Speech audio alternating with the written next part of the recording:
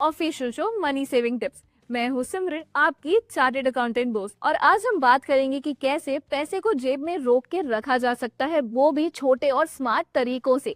सबसे पहले अपनी इनकम और अपने एक्सपेंसेस यानी कि खर्चे को समझना जरूरी है, कितना आता है और कहाँ कहाँ खर्च होता है। इससे पूरी तस्वीर क्लियर हो जाती है और आपको पता पड़ जाता है कि आपको किस तरफ ज्यादा मेहनत करने की जरूरत है, कहाँ पे आपका खर्चा फालतू वेस्ट हो रहा है। अगर आप यही चीज समझ गए तो आपके जेब में ज्यादा पैसा रुकने लगेगा, क्योंकि अब आपको पता है कि ये जो जेब में पड़ा हुआ पैसा कहाँ पे खर्च हो रहा था। दूसरी और बहुत जरूरी चीज है, एंड दैट इज बजट बनाना और उसे फॉलो करना।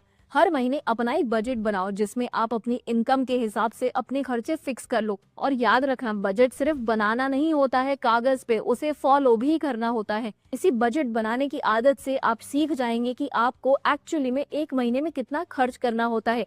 फिर ऑटोमेटिकली आपके जेब में आपकी बजट के अनुसार पैसे बचे रहेंगे।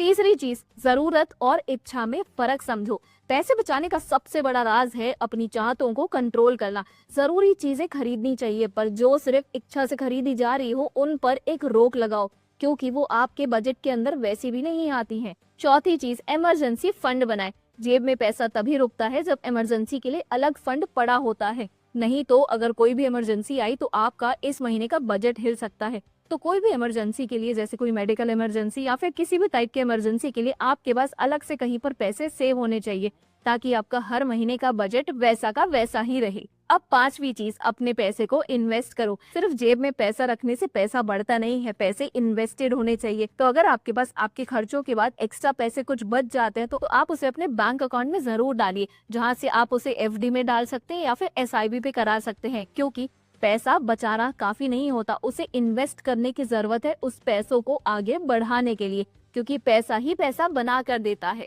तो अब आप मुझे कमेंट्स में बताइए कि आपको हमारे ये पैसे बचाने के